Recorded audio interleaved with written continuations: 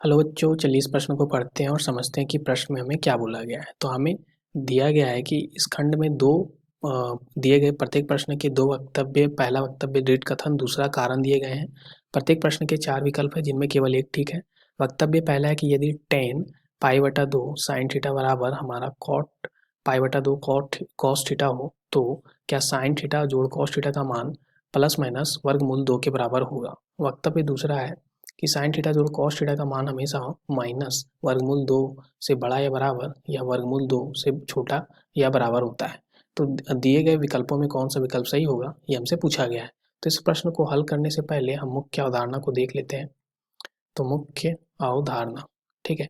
तो यहाँ पे सबसे पहले अगर हम बात करें तो देखो, यहाँ पे हमें पता है कि अगर हमारा ए साइन थीटा, ठीक है, जोड़ बी कॉस थीटा अगर ऐसा कुछ दिया है तो इसका जो मान है वो हमेशा माइनस, ठीक है, किससे बड़ा होता है तो ए के वर्ग बी के वर्ग से, ठीक है। और ये छोटा या बराबर किसके होता है हमेशा, तो ए के वर्ग जोड़ बी के वर्गमूल से, ठीक है। ये हमें पता होना चाहिए।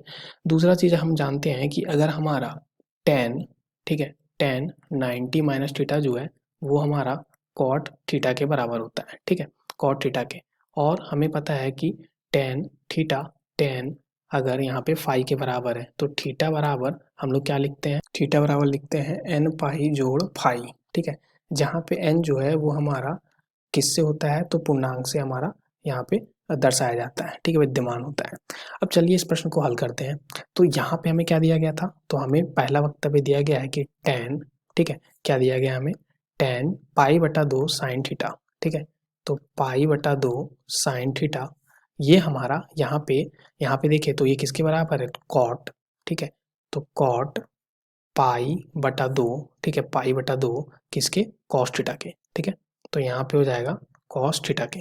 तो यहाँ से अगर हम देखें तो ये हमारा क्या आ जाएगा, देखो यहाँ से हम लिख सकते हैं इसको टेन π/2 साइन थीटा को ऐसे ही रखते हैं और ये जो कॉट है इसको हम टेन में बदल के क्या लिख सकते हैं तो π/2 माइनस इसको थीटा मान लेते हैं।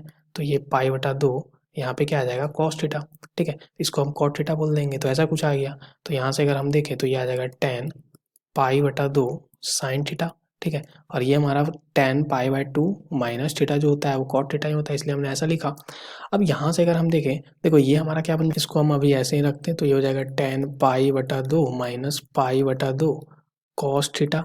अब यहाँ से हम पहले से हमने पढ़ रखा है कि टेन थीटा का टेन फाई के बराबर हो तो थीटा जो है वो एन पाई प्लस फाई के बराबर होता है, ठीक है। तो यहाँ से हमारा थीटा, थीटा की जगह π/2 साइन थीटा जो है वो किसके बराबर हो जाएगा, तो यहाँ से एन पाई, यहाँ पे प्लस, यहाँ पे हमारा फाई की जगह पे क्या है π/2 माइनस π/2 कॉस थीटा है, ठीक है।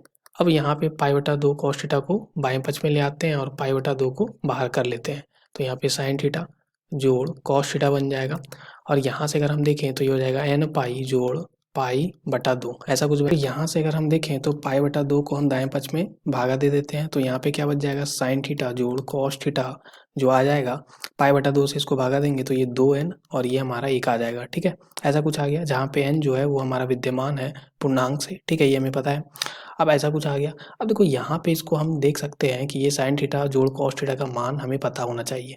तो साइन थीटा जोड़ कॉस थीटा का जो मान है वो कहाँ से कहाँ तक होगा, तो माइनस में वर्गमूल, यहाँ पे ए की जगह 1 और बी की जगह 1 है तो 1 का वर्ग और 1 का वर्ग 1 हो जाएगा। और ये हमारा 1 जोड़ 1 से छोटा नहीं होगा। तो यहाँ से हम देख सकते हैं साइन थीटा जोड़ कॉस थीटा का मान हमारा वर्गमूल 2 से छोटा या बराबर, ठीक है, और बड़ा या बराबर किसके होगा, वह माइनस में वर्गमूल 2 से, ठीक है, ऐसा कुछ होना चाहिए हमारा। अब देखो यहाँ से हमें अगर देखें तो n का मान हम क्या क्या रख सकते हैं, तो n का मान अगर पूर्णांक है तो n का मान यहाँ पे हमारा 0 1 से लेके ऐसा कुछ हो सकता है। तो n हमारा 0 हो सकता है, 1 हो सकता है, 2 हो सकता है, ऐसे ही चलेगा, ठीक है।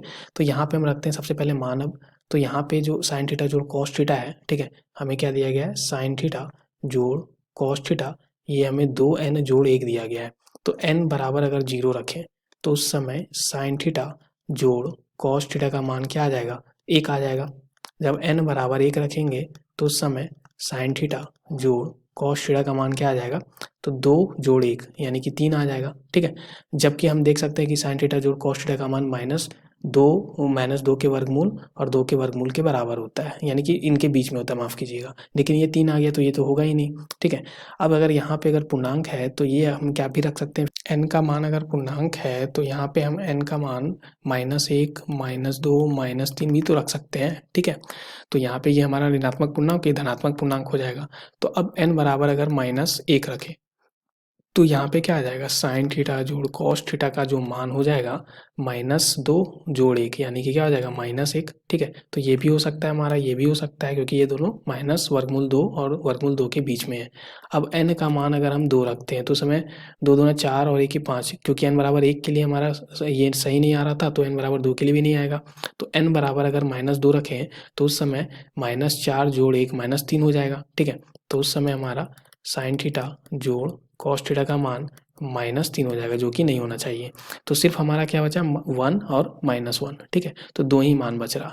तो यहाँ से हम बोल सकते हैं कि जो हमारा यहाँ पे आ रहा कि ये साइन थीटा जोड़ कॉस थीटा का मान क्या ये होगा, तो ये बिल्कुल नहीं होगा। तो ये कथन हमारा क्या आ गया, असत्य आ गया, ठीक है। क्योंकि इसका मान जो है वो 1 और -1 ही हो सकता है, ठीक है। तो हमें साइन थीटा जोड़ कॉस थीटा या तो -1 हो या हमारा 1 हो, ठीक है। ऐसा ही हो सकता है बस। अब ये बोला है कि वक्तव्य दूसरा में कि क्या साइन थीटा जोड़ कॉस थीटा का मान इनके बीच में होगा, तो बिल्कुल होगा। तो ये कथन सत्य है, इसलिए पहला असत्य हो गया, दूसरा वक्तव्य जो है सत्य है। तो दिए गए विकल्पों में जो चौथा विकल्प है बिल्कुल सही विकल्प होगा। आशा करते हैं आपको इस प्रश्न का हल समझ में आ गया होगा। धन्यवाद बच्चों।